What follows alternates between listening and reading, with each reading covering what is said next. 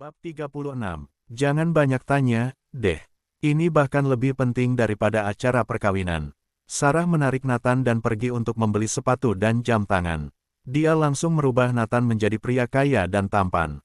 Nathan hanya bisa pasrah dan diseret oleh Sarah, dan lama-kelamaan barang yang ada di tubuh Nathan semakin banyak.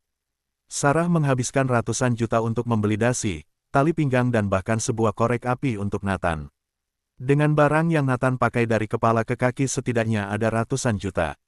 Bukankah ini terlalu berlebihan? Memakai semua itu, Nathan merasa sendiri tidak berani untuk berjalan keluar. Dia tidak mengerti apa yang dipikirkan oleh orang kaya seperti Sarah.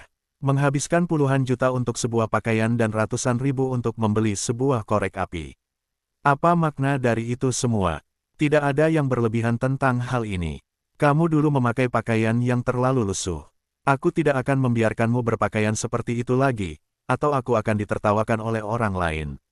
Sarah berkata ringan, tapi setelah dia mengatakan hal itu, Sarah segera merasa dia telah salah kata, dan seketika wajahnya berubah merah. Nathan juga mendengarnya dan tersenyum. Hahaha, bukankah aku yang memakai pakaian lusuh? Kenapa kamu yang merasa malu? Ketika Nathan bertanya, wajah Sarah terlihat semakin merah. Dia hanya bisa menatap Nathan dan berkata, apa kamu lupa? Aku mengatakan di depan umum bahwa aku ingin menjadi pacarmu. Tentu saja, yang lain menganggapnya serius. Jika kamu mengenakan pakaian lusuh, bukankah kamu langsung menamparkan wajahku secara langsung? Sudahlah, aku tidak ingin berkata apapun padamu lagi. Aku mau pergi ke kamar mandi, kamu tunggu di sini. Sarah membuat alasan dan bergegas pergi meninggalkannya. Nathan hanya tertawa pelan dan menanti Sarah di tempat. Beberapa wanita yang berlalu lalang seketika meliriknya. Bahkan ada beberapa orang yang datang dan meminta nomor telepon Nathan, tetapi ditolak olehnya.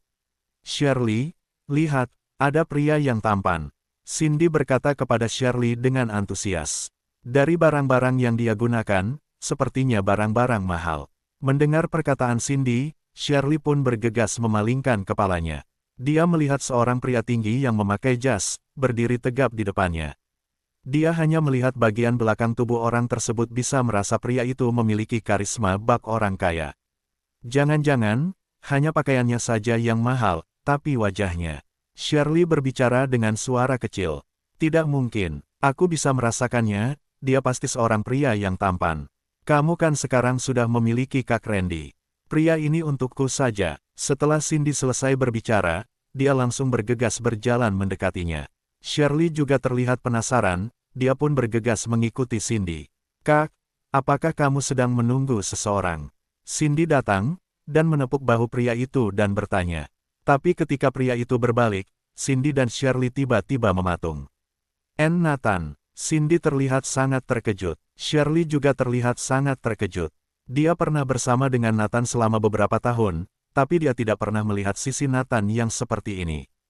Ya, ini aku. Melihat bahwa itu adalah Shirley dan Cindy, Nathan langsung berkata dengan senyuman dingin.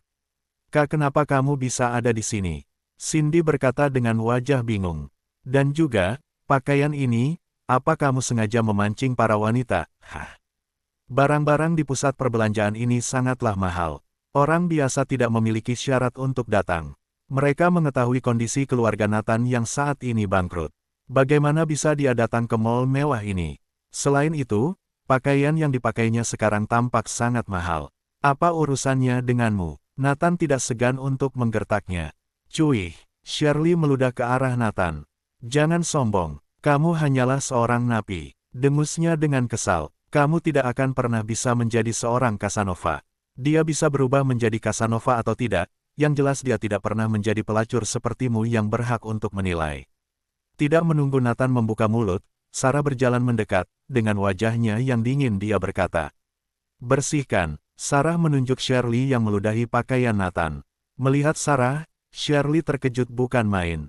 Dibandingkan dengan Sarah, dia bukan apa-apa. Sarah adalah wanita terkaya di kota Vale. Tapi di depan begitu banyak orang di dalam pusat perbelanjaan, dia memarahinya pelacur dan memintanya untuk membersihkan pakaian Nathan. Tentu saja Shirley tidak senang. Kak, kamu, jangan menggertak orang hanya karena kamu adalah nona muda dari keluarga Wibowo. Shirley berusaha untuk menjaga harga dirinya. Apa kamu tuli? Hah? Aku bilang, bersihkan, raung Sarah dengan dingin. Jangan pernah berpikir aku tidak berani padamu, hanya karena kamu tunangan Randy. Jika tidak, aku akan menamparmu. Wibawa Sarah jelas mendorong Shirley menurunkan harga dirinya, membuat tubuh Shirley terlihat sedikit gemetar. Shirley tahu bahwa jika Sarah menamparnya, itu tidak akan terjadi apa-apa. Randy tidak mungkin berani membantunya, karena dia berpaling muka dengan keluarga Wibowo. Nathan menatap Shirley dengan sedikit senyuman. Dia tidak mengatakan sepatah kata pun, tapi tatapannya penuh dengan cibiran. Baik, aku akan membersihkannya. Melihat itu, Cindy buru-buru mengeluarkan tisu dan menggantikan Shirley membersihkannya untuk Nathan. Siapa kamu? Apakah pacarku bisa sesuka hatinya disentuh olehmu? Sarah mendorong Cindy. Cindy merasa malu dan wajahnya terlihat merah, dia sama sekali tidak berani bersuara. Shirley juga tidak berani untuk memprovokasi Sarah. Beraninya kamu menindas kami, hanya karena mengandalkan kekayaan dan kekuasaan, menindas orang awam seperti kami, semuanya cepat kemari, lihatlah, Nona muda Wibowo menindas orang. Shirley tidak akan mau membersihkan pakaian Nathan, dia masih belum mampu memaafkan perbuatan Nathan saat itu. Selama ini Nathan yang menuruti semua keinginannya, mematuhinya. Dan sekarang, mendadak semuanya terbalik dan harus tunduk padanya, dia tidak bisa.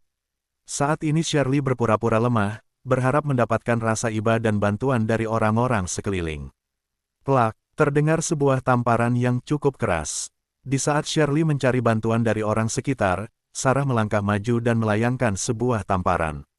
Sebelah kanan wajah Shirley terdapat gambaran telapak tangan. Banyak omong, ya, cepat, jangan buat aku mengulanginya lagi. Nada suara yang dikeluarkan oleh Sarah terdengar sangat mengintimidasi.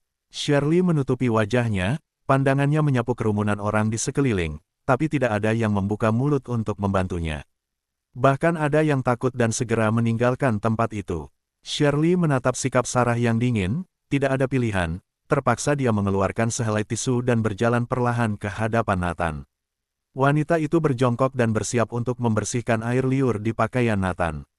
Melihat Shirley yang berjongkok di hadapannya, Nathan menatap Shirley dengan dingin. Wajahnya penuh rasa puas, tapi ketika Shirley bersiap membersihkannya, Nathan menghindar.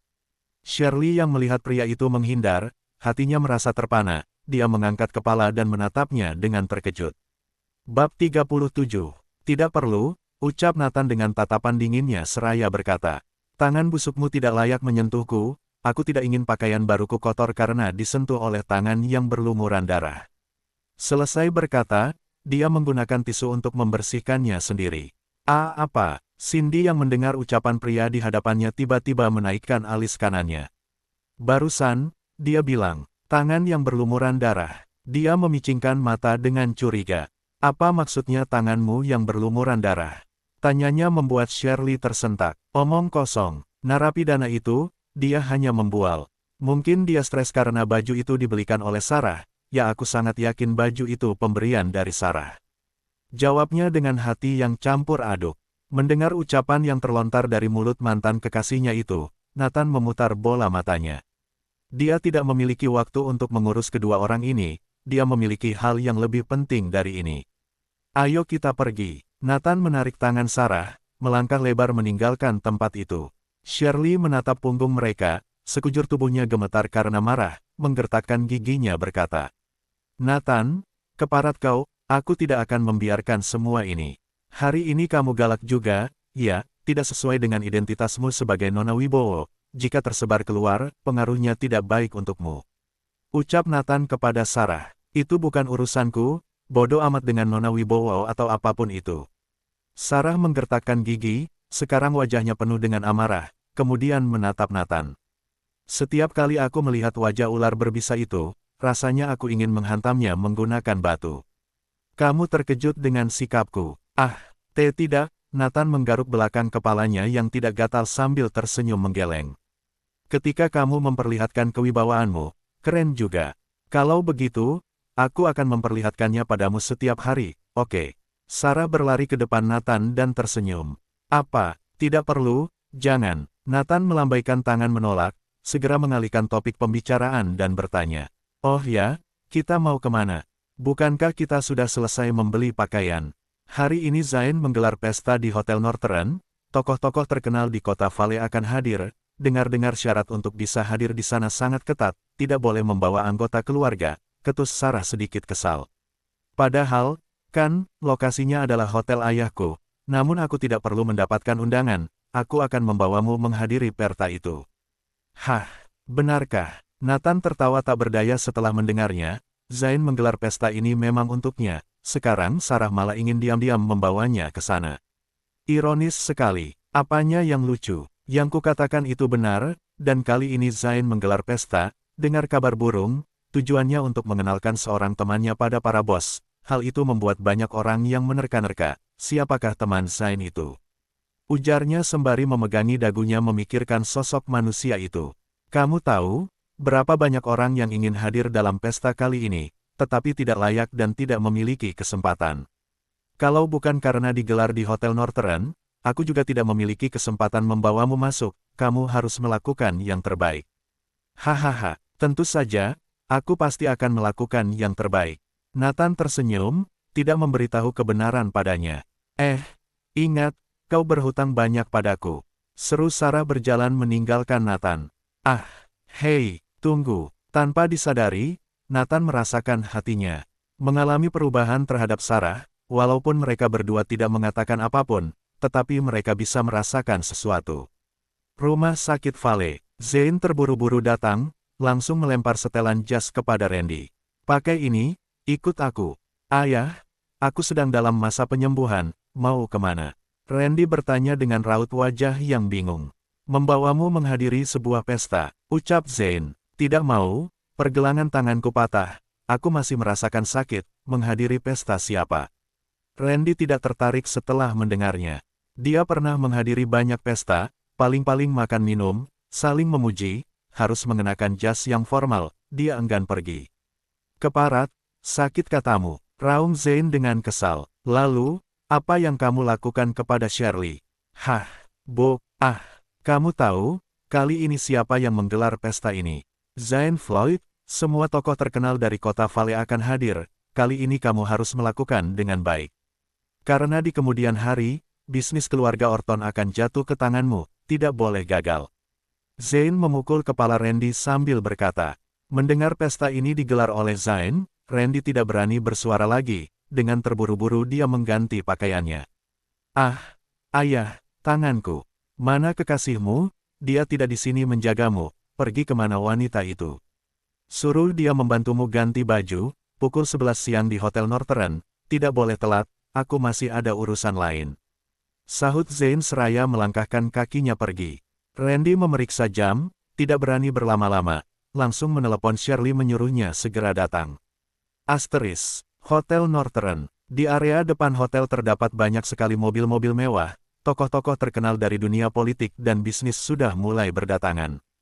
Mereka saling menyapa, lalu dengan memegang undangan di tangan mereka, berjalan memasuki hotel. Pesta kali ini, Zain hanya mengundang kepala keluarga atau para pemimpin, tujuannya supaya mengurangi jumlah peserta pesta, jika terlalu ramai dan ribut, dia takut Nathan akan bosan. Dengan tangannya yang patah, Randy digandeng Shirley sampai di lokasi. Sesampainya di sana, saat melihat begitu banyak tokoh besar, jantung Shirley berdetak keras karena terlalu bersemangat. Kamu berdiri di sini saja, jangan membuat keributan, yang datang kali ini bukanlah orang awam. Zain mewanti-wanti Randy dengan cemas. Ayah, apa aku tidak boleh masuk? Wajah Randy bingung, menyuruhnya kemari, tetapi tidak mengizinkannya masuk. Omong kosong, pesta kali ini yang diundang hanya kepala keluarga atau para pemimpin, apakah kamu layak? Ucap Zain sambil melototi Randy. Apa? Randy langsung merasa kesal, tidak mengizinkanmu masuk. Jadi, apa gunanya aku datang ke sini? Sialan, bodoh.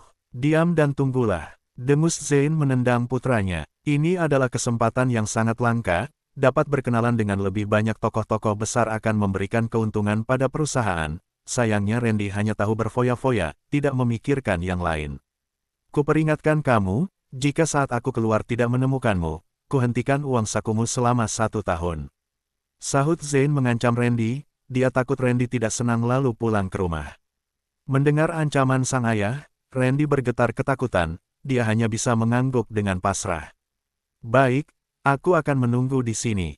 Dengan lega hati Zane memasuki hotel, Randy dan Shirley hanya bisa menunggu dengan bosan di depan pintu hotel.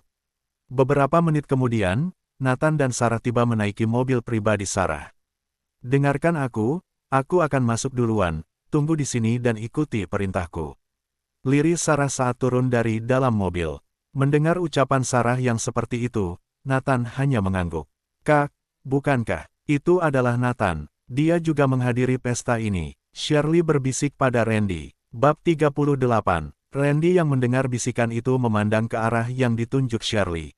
Kita harus memberinya pelajaran kali ini. Setuju. Shirley segera mengikutinya, matanya penuh rasa benci menatap Nathan. Kejadian di mall tadi, Shirley masih tidak bisa melupakannya. Nathan, orang sepertimu layak berada di sini. Tahu tidak, siapa orang-orang yang datang ke sini? Ujar Randy menatap Nathan dengan gaya arogan. Apa kamu tidak sadar diri? Hah? Nathan yang mendengar suara itu hanya menatapnya dengan datar. Nathan, mana gayamu yang brutal seperti waktu di mall? Di mana Nona Sarah? Kenapa dia tidak membawamu masuk? Apakah dia sendiri juga tidak bisa masuk? Cuy, Shirley kembali meludahi Nathan, kali ini ada Randy. Dia tidak takut jika ada yang berani menyuruhnya mengelap pakaian Nathan lagi. Tatapan mata Nathan menajam. Ingat, sebentar lagi aku akan menyuruhmu menjilat kembali seperti seekor anjing. Hahaha, Shirley tertawa terbahak-bahak. Kamu kira siapa kamu? Hah, menyuruhku menjilat. Kamu hanyalah seorang napi. Ingat, semuanya lihatlah, seorang napi ingin menghadiri pesta. Shirley berteriak, menarik perhatian banyak orang yang menonton. Wajah Nathan terlihat sangat datar, dia hanya diam melihat Shirley yang sedang berakting. Randy, siapa orang ini? Dia terlihat asing. Saat ini, seorang pemuda seumuran Randy bertanya. Perlu diketahui orang yang datang ke sini adalah tokoh-tokoh terkenal dan berpengaruh di kota Vale, atau anggota keluarga mereka. Tapi Nathan terlihat asing, tidak seperti orang dari kalangan atas, sehingga penasaran dan bertanya pada Randy. Oh dia adalah mantan dari kekasihku, menjadi anjing peliharaan kekasihku selama kurang lebih 2 tahun yang lalu. Kemudian, dia kujebloskan ke dalam penjara, dan mendekam di penjara selama 5 tahun, 2 hari yang lalu baru saja dibebaskan. Randy menjelaskan dengan senyuman dingin. Penjelasan Randy menyebabkan orang-orang di sekeliling memandang Nathan dengan tatapan jijik. Orang-orang yang berstatus seperti mereka tidak sudi berdiri bersama dengan seorang napi. Semua orang menjauhi Nathan, saling berbisik. Sarkas. Namun, ekspresi Nathan terlihat cuek, seperti tidak mendengarkan orang-orang. Nathan, apa kamu tuli? Hah. Dengus Shirley dengan kesak melihat wajah Nathan yang datar. Mendengar mulut Shirley terus berbicara, Nathan melangkahkan kakinya. Dia menatap tajam ke arah wanita itu, tangannya menjulur ke arah wajahnya dengan kuat. Apa yang? Shirley memundurkan langkahnya dengan gemetar. Nathan, saat tangan Nathan hampir mencapai wajah Shirley, tiba-tiba terdengar suara Sarah yang memanggil. Mendengar teriakan itu, Nathan menurunkan tangannya dan membalikkan badan. Untuk apa kalian berdua di sini? Ketus Sarah saat menatap dua sosok di hadapan Nathan. Tentu saja untuk menghadiri pesta. Shirley berkata dengan sombong. Ada Randy yang mendukungnya, dia tidak perlu takut kepada Sarah lagi. Hahaha, mendengar perkataannya, Sarah tidak dapat menahan tawanya, menghadiri pesta. Mengapa kalian tidak masuk? Apakah karena tidak memiliki undangan, tidak bisa masuk? Shirley membuka mulut, tapi tidak bersuara, karena mereka memang tidak memiliki undangan, tidak bisa masuk. Melihat sikap Shirley yang mengempis, sudut bibir Sarah terangkat, menarik tangan Nathan berkata. Ayo, kita masuk ke dalam. Melihat Sarah dan Nathan yang bersiap masuk, Shirley langsung terpana. Memangnya kalian memiliki undangan? Rahasia. Sarah tertawa senang. Hahaha, ups ular tidak diizinkan masuk, iya. Shirley hampir mati karena kesal, tetapi ketika dia melihat Sarah dan Nathan berjalan menuju pintu belakang, dia segera tersadar dan berkata. Kak, lihat, mereka berencana diam-diam masuk dari belakang, mereka juga tidak memiliki undangan. Randy juga menyadarinya, dia segera maju menghadang Nathan dan Sarah. Kalian berdua tidak memiliki undangan, mana boleh diam-diam masuk dari pintu belakang, kulaporkan kalian. Randy, kamu bodoh, ya. Hotel Northern ini milik keluargaku, terserah aku masuk dari manapun, mau itu melompat masuk dari jendela, ataupun membobol pintu depan. Apa urusanmu? Tatapan Sarah menyapu Randy sekilas, dia seperti melihat orang bodoh. Randy langsung tersedak, tidak mampu berkata apapun. Kalian awasi dua orang ini, kalau mereka berani masuk dari pintu belakang, usir mereka. Titah Sarah kepada beberapa penjaga keamanan. Siap, Nona muda. Beberapa penjaga keamanan langsung mengawasi Shirley dan Randy. Sarah menggandeng Nathan memasuki hotel dari pintu belakang. Melihat punggung mereka berdua, Shirley menghentakkan kakinya dengan kesal. Setelah Nathan memasuki hotel, dia mengirim pesan kepada Raisin, supaya dia mengusir Zane. Dia tidak ingin duduk dan makan bersama dengan keluarga Orton. Lagi pula dia tidak ingin keluarga Orton mengetahui terlalu banyak tentang identitasnya. Dia ingin melihat sampai kapan Randy dan Shirley bersikap arogan. Bab 39. Di dalam hotel, semua orang mengelilingi Zain, wajah mereka terlihat penuh hormat. Ada yang mengetahui Zain suka mengoleksi barang antik, sehingga mencarinya kemana-mana, lalu menghadiahkan kepadanya.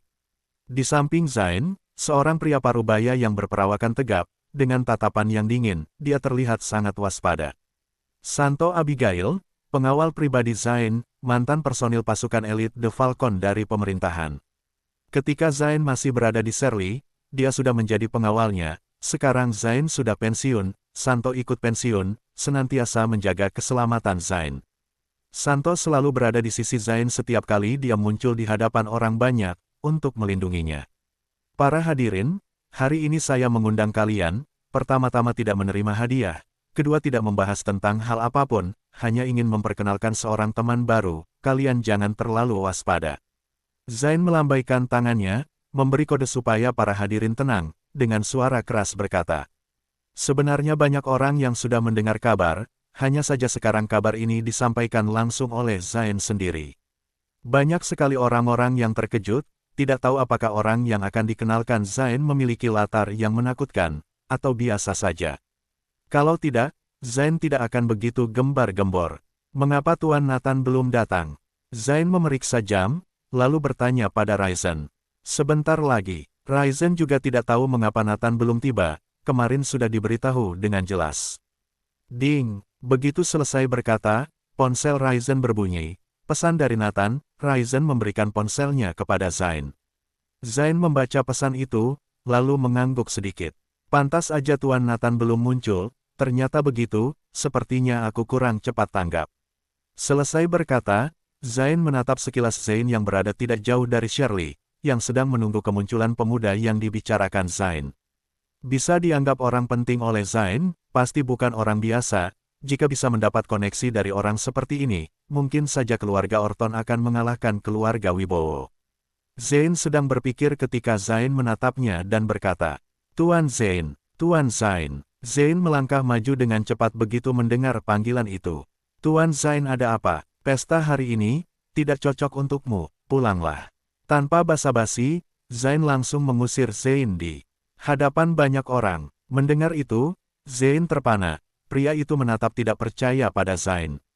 Tuan Zain, maksudmu? Tetapi Zain tidak mendengar dia selesai berkata, langsung melambaikan tangannya. Antar dia, titahnya kepada bawahannya. Melihat situasi seperti ini, meskipun merasa heran. Tapi dia tidak mungkin bersikeras tetap berada di sini, tak punya pilihan dia berbalik meninggalkan tempat itu. Kali ini, semua orang menebak-nebak, apakah keluarga Orton telah menyinggung Zain. Saat ini, Sarah diam-diam membawa Nathan masuk, kedua orang itu sedang mengintip dari pojok ruangan. Kita sembunyi dulu, nanti jika pesta dimulai, kita baru keluar, dengan begitu tidak akan ketahuan. Sarah berkata sambil melongokkan kepalanya keluar mengintai. Mengapa harus sembunyi? Kalau memang sudah masuk, kita keluar saja terang-terangan. Selesai berkata, dengan percaya diri Nathan langsung berjalan keluar. Melihat itu, Sarah kaget, dia segera maju untuk menarik Nathan, tapi tidak berhasil. Sudah datang. Setelah melihat Nathan, Raisin berseru gembira.